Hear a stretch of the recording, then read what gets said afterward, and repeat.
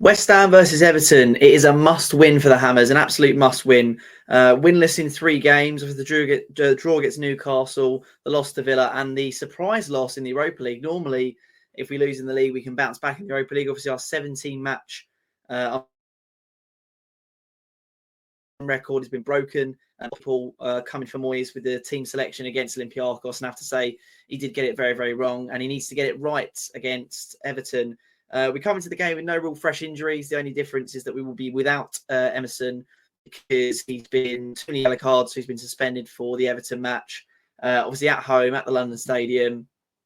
For the Everton side of things, they've got the same squad, apart from, of course, Ashley Young, who got a red card in that Liverpool game, and they're coming off the back of another defeat. They've got 7 points all season. We've got 14 points. A win as it stands currently, which is it is Friday night. Spurs have just gone top of the table by 5 points, which is pretty disgusting, to be honest with you. And I long may it not continue. But yeah, they're top of the league. And currently we're on 14 points. 17 points would put us in 6th place, like 1 point ahead of Newcastle, something like that. It all depends on, of course, we play on Sunday. It depends on the results across the board this weekend. But as things stand at the moment, with everyone on 9 games, bar Crystal Palace and Tottenham, if we got 3 points on Sunday, we would be 17 points, would be 6th in the league. So it's definitely a must-win for David Moyes. And I think what I remember as well was that as soon as we go on a bad string of games, David Moyes is going to get the Moyes out. The pressure's going to build on him. And, we saw last season that at times he couldn't exactly handle the pressure. And, of course, this is his last season with West Ham. So, I mean, I wouldn't be surprised if this season they maybe did get rid of him prematurely when they didn't last season. There's not too many top managers about at the moment. Unfortunately, Graham Potter remains out of a job. But there are some managers out there. Will Steele, of course, is someone we're quite interested in. So there is potential for Moyes to lose his job if things like this keep happening. And we've got some tough fixtures coming up, but Everton is completely a must-win. They're going to be a bottom half side this season. If we want to stay in the top half, we've got to be winning these sorts of games. So looking at the lineup and what we need to be fielding, I don't see any reason to go for a formation change. Give you a bog standard 4-2-3-1. For me, I think defensively, Areola still has to remain in goal. Soufal's been doing really well this season. He starts. Then you've got the centre-back problems. I made a video about whether Aged should be dropped. And personally, I'm not sure. I actually think that maybe Aged at left-back wouldn't be the worst shout in the world.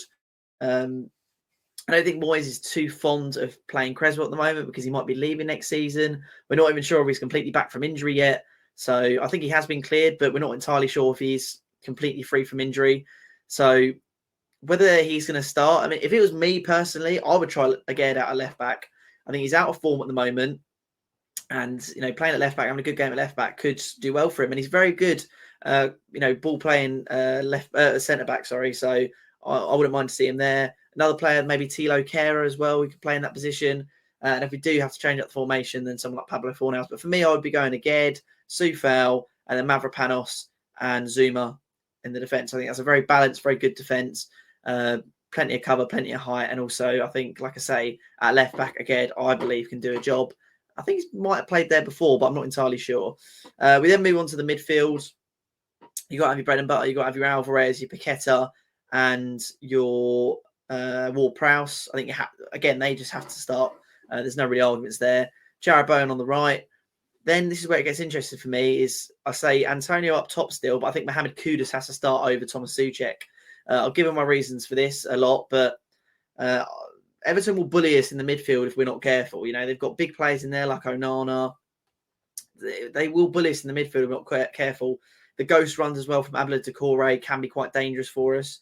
So we absolutely have to make sure that we've stacked the midfield. We've got plenty of cover in there. We've also got a bit of drive in us. We've got someone who can take the ball from the midfield and get it up the other end of the pitch quickly so that they don't have time to converge on us and bully us. And I think Kudus is that player, You've got someone like Ward-Prowse who's just a box-to-box. You've got someone like Paqueta who's a pass-and-move footballer. Someone like Alvarez who just shadows in front of the defence and just tries to mop up what he can. Someone like Kudus gives us that extra edge. I don't really know what Thomas Souček gives us. He gives us a bit of height, and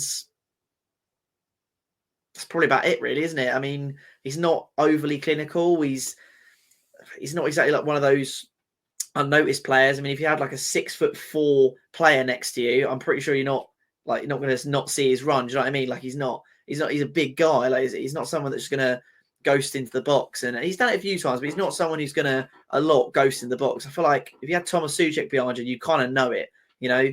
So making these big late runs into the box, unless we're putting it up in the air, which we haven't been too successful at this season, I don't think he gives us that extra edge. So, you know, if we win the ball back in the midfield, we need to lay it off to somebody who's going to just drive and go quickly and be good with the ball at his feet and be good at dribbling past people. And I think Kudus, I know that Kudus is that player.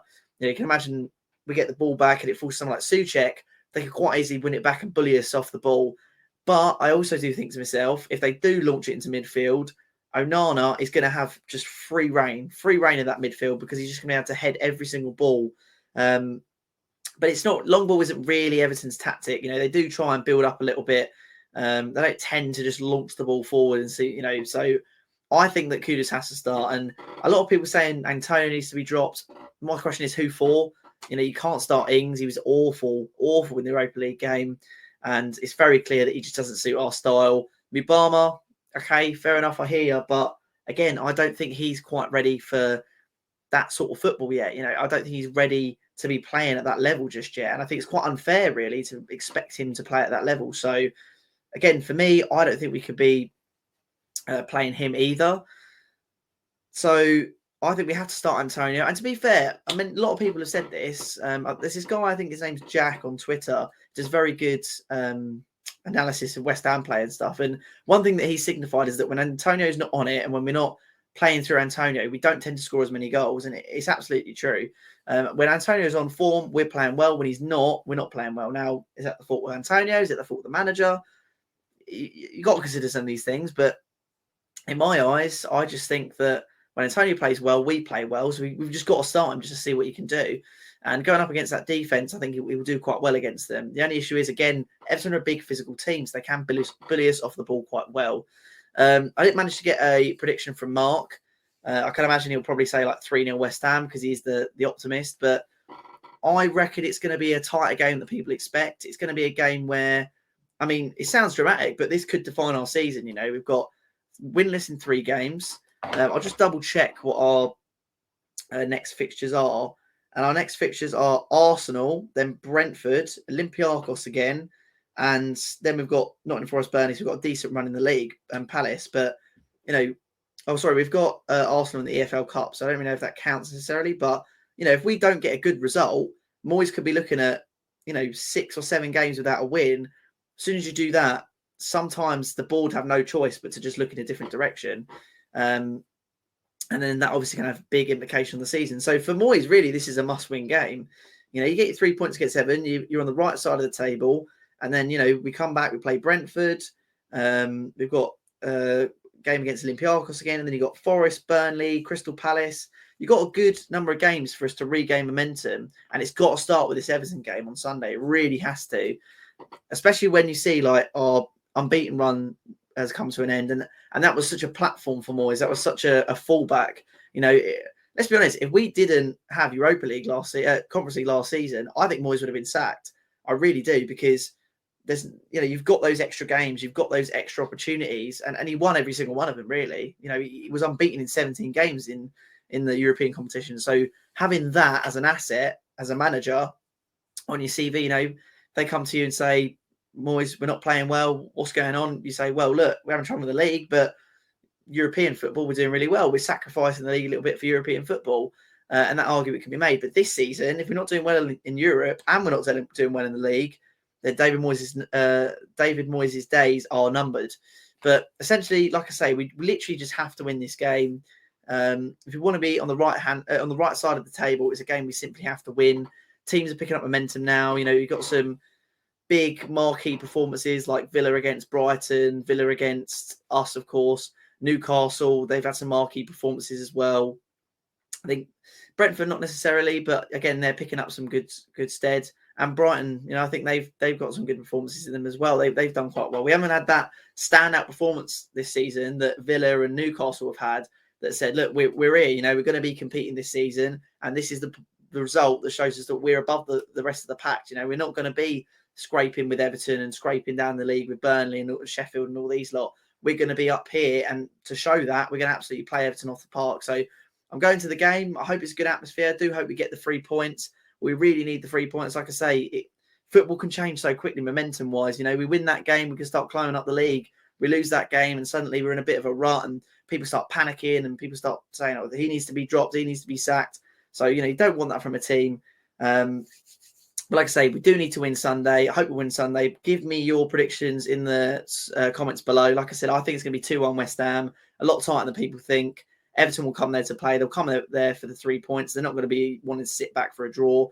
They've got players like Calvert-Lewin who can hurt us. And I think as well, fullbacks-wise, they do quite well. But defensively, they are so poor. So anyway, 2-1's my prediction. What is your prediction? Let me know in the comments below. Big win on Sunday. Let's hope it's coming. And I'll see you on the next one.